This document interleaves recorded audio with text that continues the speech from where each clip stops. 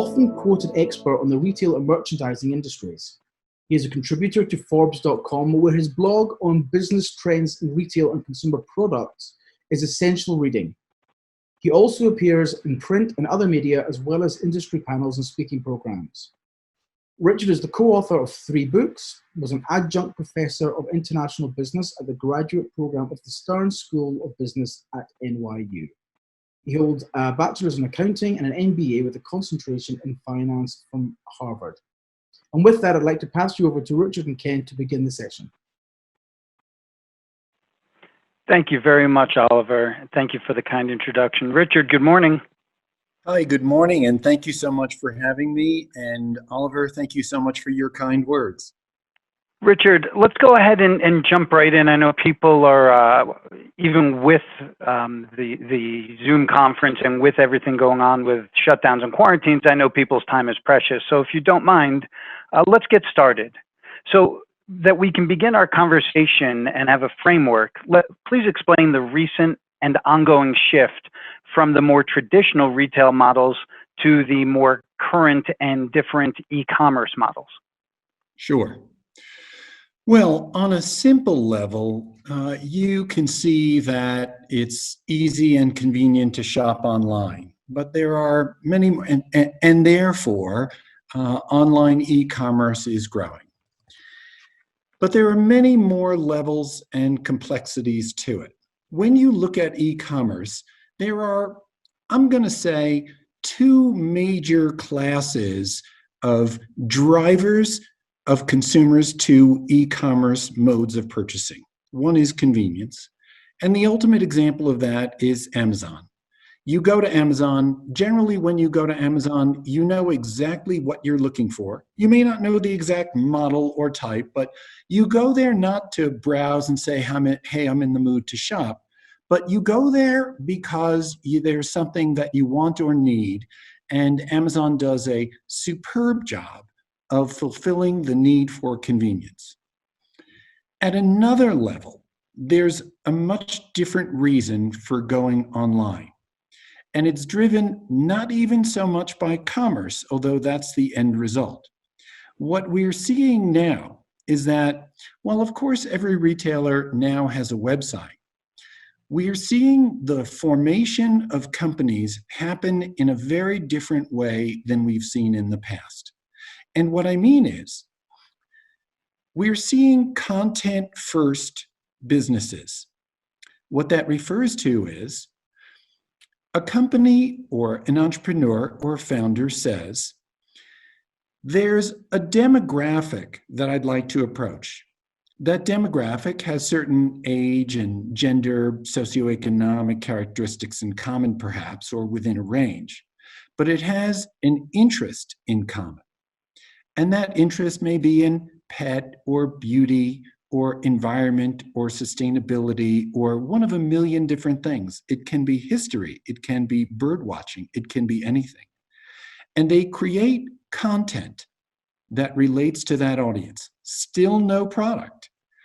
And that content is marketed to the audience. And they create regular updates for the audience, either a blog or email, or curation of content from various sources, or original content. And eventually they create an audience. And that audience is very valuable because marketing now on Facebook and Instagram, up until the pandemic and the shutdown, has become very expensive. So if you can build an audience for your content, then you've got something. Once you have the audience, then you can start marketing product to them that relates to that audience. And people keep coming back to that because they begin to identify with that group. And if you offer products that are unique and that relate to the interests of that group, you're going to sell a lot of product. And the interesting thing about that is because of the association, the identity, customers keep on coming back. Their cost of being found, of being marketed to, is very low because you've curated the audience, and they will pay your full price. Now, your product can't be second rate. Product always has to be the best that it can be. But if you make a great product, you will reduce your marketing cost and increase your margin by being a content-first business. We are starting to see numbers of these happen over and over again. And so creating content to develop identity and association is one of the key drivers of the e-commerce business, because that association replaces the exploration and discovery and browsing experience that we all know of when we go into a store and we sort of wander looking for things that are interesting for us. And that's the way in which online has been able to grow and will likely grow much more in the future by creating audiences that are loyal and interested and unique and associated. I hope that answers your question. It does, and it takes us into a different area than I'd anticipated. So you're talking about companies adding value and educating their customers before they try to sell something. Can you give us an example of a company who you think happens to be doing a good job of that right now? Sure.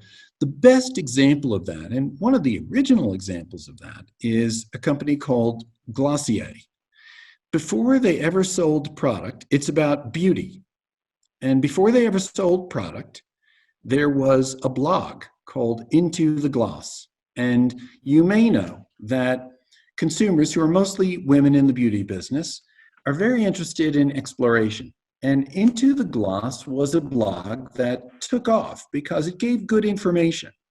And consumers came to the blog regularly. And eventually, they started offering product. And today, Glossier is worth over $1 billion. It's the best. Wow. Other examples are, you may be familiar with Net-a-Porter, which is a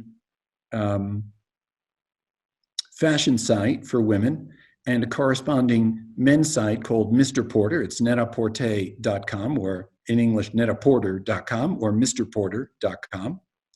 That has great content. In fact, if you go there now, the first thing you see, usually, I don't know what they have on the site today, isn't garments, it's information about fashion. And if you're interested in fashion, you have a reason to go there every day beyond shopping, so that when it's interesting to shop, you can learn what to buy, what's fashionable, what's interesting, and you value their opinion and their recommendations because you know they're knowledgeable. There are many other examples. And that's more of the trend that we're seeing of companies that are successful in e-commerce today. You know, one of the trends that we've all seen and scratch our heads about is companies that have built enormous scale and don't make money and have no prospect of making money. That's been very common in e-commerce until now, and companies that are content first resolve that problem because they solve the marketing problem and they solve the margin problem. And we're going to see more of that.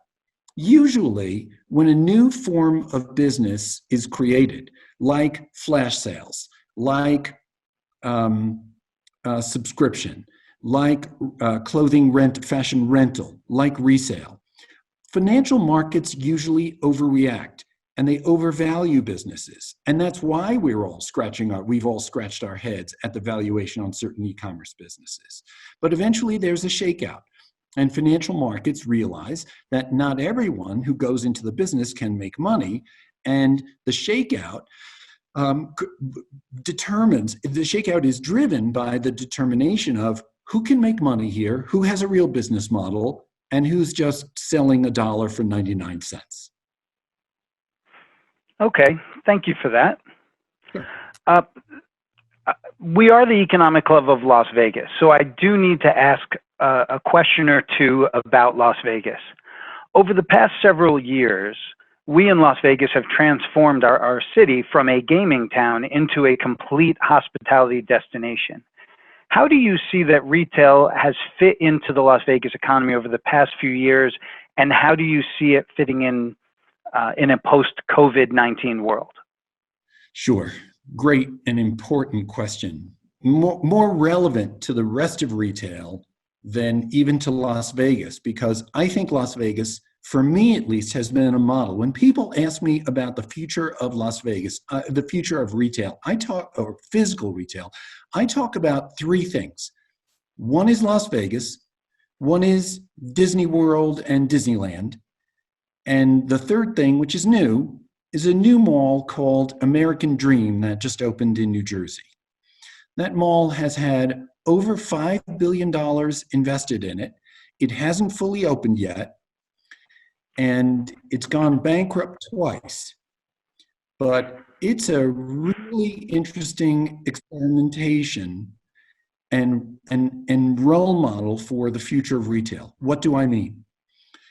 I think very few people go to vacation in Las Vegas or Disney World and say to themselves, I'm going there to shop. But there's a lot of shopping that takes place in Disney World and in Las Vegas. Because when you give a consumer a reason for entertainment and fun and motivation to go to a place and have pleasure and come back for more, you put them in a state of mind that causes them to shop. The American Dream Mall is the first major mall that has a majority of its space, 55%, devoted to non-retail. Most of the space is devoted to entertainment and food. And there's all kinds of entertainment in there, including a ski slope that's open once it opens, that's open 12 months a year. It's the only one in North America that's enclosed, or the only one in the United States that's enclosed. All of that is where retail is going. When you say to people, come here to shop, one of the things that they think about is price. And so you wind up in a race to the bottom, putting everything on sale and training your consumer to look for bargains. But when you give a consumer a fun experience, an interesting, a thoughtful experience, or you entertain their family, you put them in a mood to shop. And the price then becomes not the first thing on their mind. And that's a great way for retail to make money. So what does that mean for Las Vegas? Well, for the portion of Las Vegas that you were describing, the family destination, it's a great opportunity. Las Vegas has seen the future of retail for many years, and it's fantastic. I come to Las Vegas at least a half a dozen times a year for trade shows, conventions, and conferences. This shutdown is causing everyone to think, why do I need to get on a plane to do that?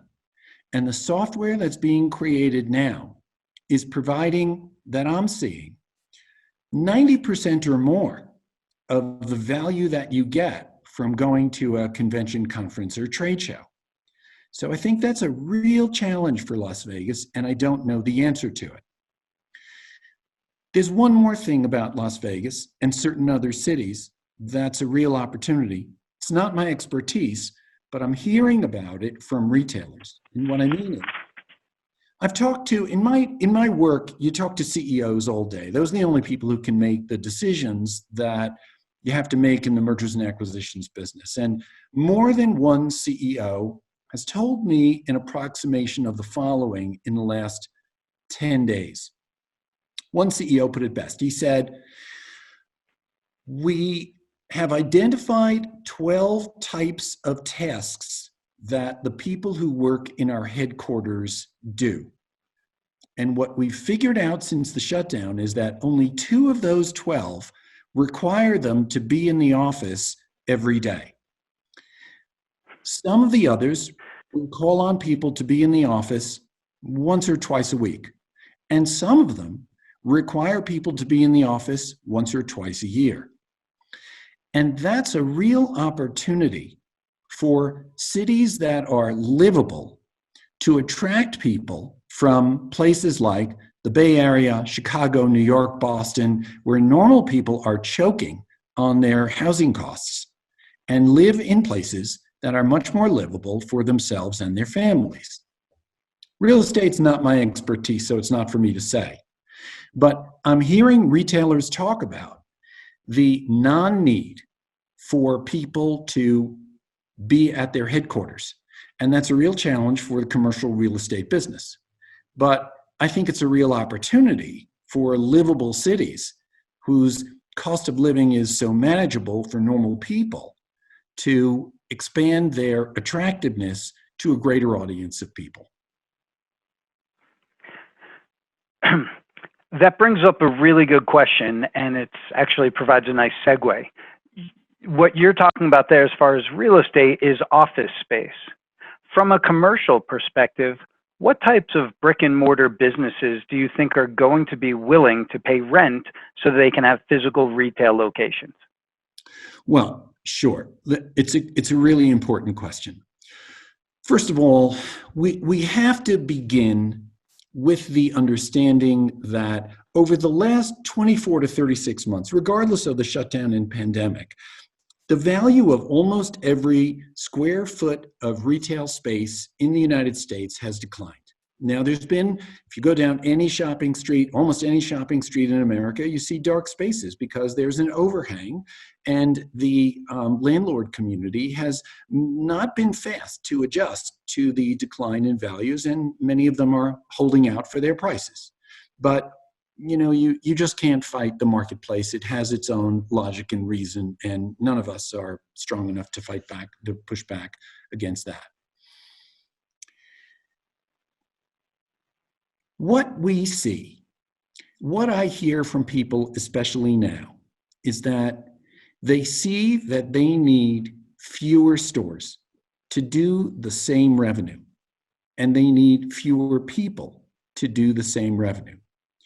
But the stores that they need are characteristically different from the stores that they've had in the past. Historically, a store was a place where there's stuff, and if you want stuff, you have to go to the store and buy it. That's not true anymore. People ask, how few square feet do I need? I ask the opposite question. I ask the question, what would I do with a bigger store? Because I no longer have to attract people into the store to buy the stuff. They can do that from anywhere. So what should I want to have happen in my store? I want consumers to be entertained. I want them to discover. I want them to discover my product. But what if you took the model of Las Vegas, where there's entertainment, the model of Disney World, where you have a reason to bring your family other than for shopping, and certain other places, and you said, well, what could I create that would be relevant to my brand and the products in my store that would attract consumers to come regardless of buying? Because if I get them into my store and they come for those reasons, and I'm successful in the information or the entertainment that I give them, then they're going to buy product one way or the other, whether they were planning on it or not. So, there's never been a better device created to convert a browser into a customer than a great retail store with a great retail store associate. And there's no reason why that's going to go away, but it will get adjusted, because the idea of going into a retail store just for purchase to go in and go out is much less needed than it was in the past. So every retail store has to rethink their purpose. And one of the things that's interesting about the time period we are in now is that in the time when you had to go to a retail store to buy things, and that was the only place you could go, every retail store had the same purpose. But now every retail store has to rethink its purpose in a way that is relevant only to itself, only to its brand, and the meaning and value that that brand delivers to the consumer. That's harder, and we're only beginning to figure it out. And like so many things, the shutdown and the pandemic has accelerated the trend, not changed it, but accelerated the trend. And so we're going to see, I believe, a lot of experimentation with what could I do with a bigger store, because stores are going to be much cheaper now, even free for a period of time. And people are going to experiment with it. And for me, I'm looking forward to seeing what people do, because and they've tried, how does Glossier, for example, that we were talking about before, create a permanent store that's consistently entertaining, but different from Sephora or Ulta? I don't know the answer to that. No one knows the answer to that, but I think it's such an interesting question.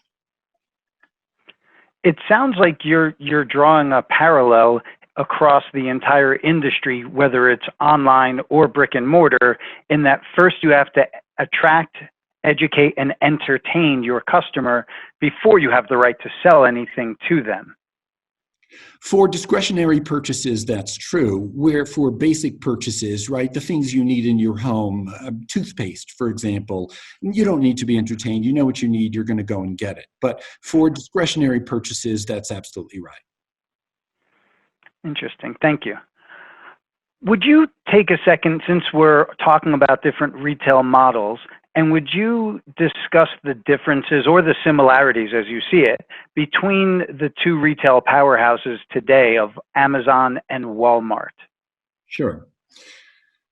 Everybody loves to talk about those two, and they're such amazing and different companies. It's so interesting that the two biggest are so different. You would have thought that the two biggest were, 1 and 2 vying with each other in ways that were so close, but they're not. They're just so different in ways that we all understand and experience. But to me, I think that they're alike in a really important way that's critical for retail right now. And that is, Amazon and Walmart are among the only a very small group of large retailers who are willing to say, we do not know what the future of retail is, and we are willing to spend money, a lot of money, to figure it out in order to learn. We saw today that Walmart had spent $3.3 billion to acquire Jet.com, and they announced that they're going to close it. I know that there's going to be a lot of articles written about what a dumb move that was to spend $3.3 billion. I don't agree with that. I think that Walmart is learning. Walmart's learning a lot. And the knowledge that Walmart acquires to bring it into the future, to continue to be the leading retailer in the United States by size, is going to be based in part on the acquisitions that they've made. They're doing a lot of things that they've learned from those failed acquisitions, but it's changing their company and it's making them much more adaptable. And when you look at what they're doing in grocery, where they didn't used to sell groceries, but now they're the largest grocer in the United States, and they are the leader in online grocery. And online grocery is going to it's becoming, since the shutdown, a very important business.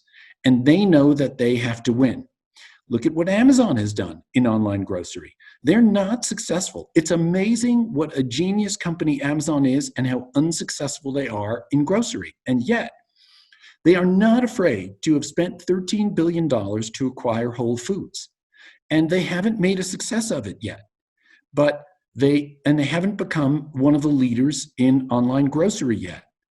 But they know that they can spend money to do it. And they both say to themselves, we're going to spend this money while we're strong to protect ourselves. And when you look at the retailers who are in trouble, JCPenney, J. Crew, Neiman Marcus, who went bankrupt recently, and who are going to have, unfortunately, a lot of companies that will go bankrupt through this pandemic and through the end of 2020 and on. If they would have done that when they were strong, they wouldn't be bankrupt today. So I think Walmart and Amazon, both very different companies, amazing companies for the leadership willingness that comes from the very top and pervades the culture of experimentation to understand what do we need in order to be successful in the future. What is the future of retail like? We know we don't know, and we want to learn. It's rare that you see that in a big corporate culture. Richard, you have the luxury of having a significant list of participants today who own and operate retail businesses either on and off the strip, in and out of casinos, as well as we have a few people from the casino business on the call right now. What advice would you give to them as they are currently closed and maybe having an opportunity to retool and rearm themselves and reopen over the next several weeks and months? It's a great question. I don't have the perfect answer for that because we're in uncharted territory. What I'm discovering is The future of retail is about identity and association, as I was talking about before. What does that mean for right now?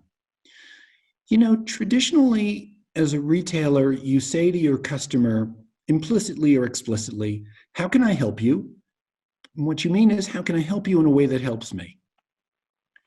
But now I think the answer is, how can I help you, whether or not it helps me?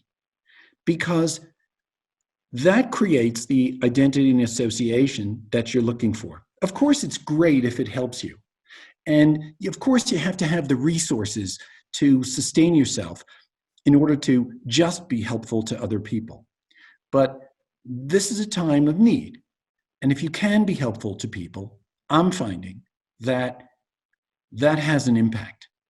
I'm thinking about the very beginning of this pandemic when LVMH, the luxury company, converted its perfume factories to make hand sanitizer. Now, the hand sanitizer, they didn't put a brand on it. They just made garden variety hand sanitizer. That had huge impact. I wrote about that. Over 100,000 people read the article. People like that. That's what they're looking for in a time of need. And that's impactful. So I think while we're in this time, as much help as you can give to people will have an impact. Once this time is over, or we all pray that there's a vaccine or a cure or a treatment, if that time comes and we return to a more normal world, what's it about? I think it's about providing products of value, of course, but it's also providing relationship. We all as merchants, you all as merchants, want to create loyalty. Let's talk about loyalty. We're trained to believe that loyalty is points. Loyalty is not points. Loyalty with points is buying your customers. It's paying people to be your friend. There's a name for that, but it's not loyalty. Real loyalty is what people do in relationships, the same way that you're loyal to your friends and your family and the things they've done for you and the things you've done for them. When you do that for your customers, when they see you going out of your way and doing things that you don't have to do, they become loyal. That is the best way to create identity and association with your customers. Thank you for that.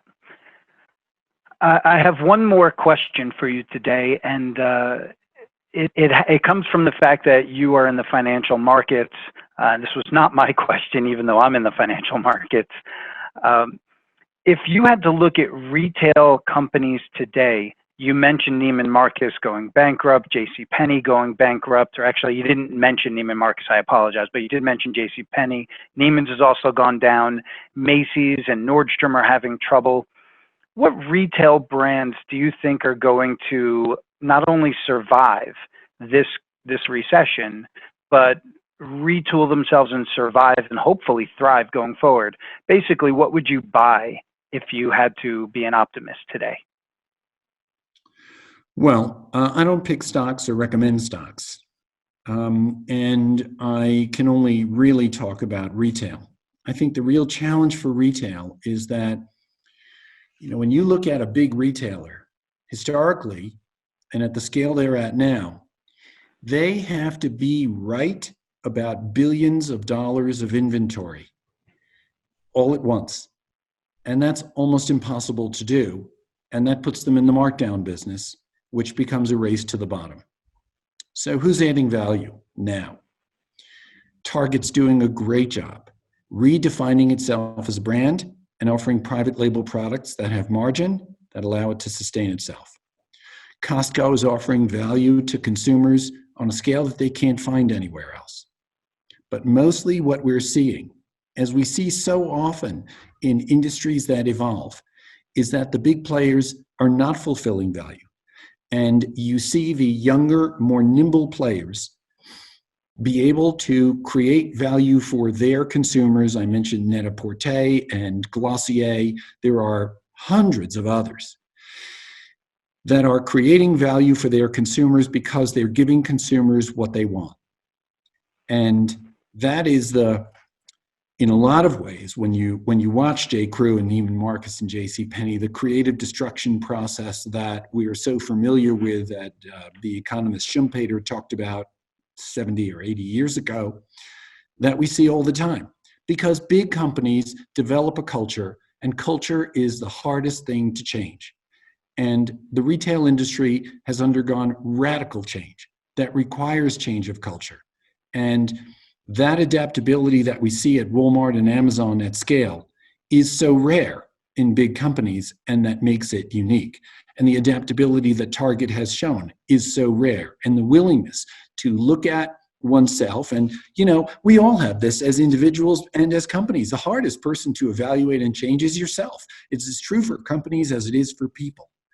And so, in the course of my career, big retailers have had moats around their businesses, and those moats have fallen. And as a result, companies with far fewer resources have been able to pick away at their businesses, and that has been the undoing of companies like JCPenney, you mentioned Macy's, and Neiman Marcus, and so many others. So, Net-a-Porter is selling to the same customer as Neiman Marcus. Why one and not the other? It's interesting. Having grown up professionally in New York City, it used to be that these large department stores, the Bloomingdale's or the Saks Fifth Avenues or the Barneys, they used to help define what was fashionable and what was cool. And based on what you've told me today, I've come to a clear understanding that they're no longer offering that value. That trend is coming from somewhere else. Where do you see those fashion trends or those consumption trends coming from?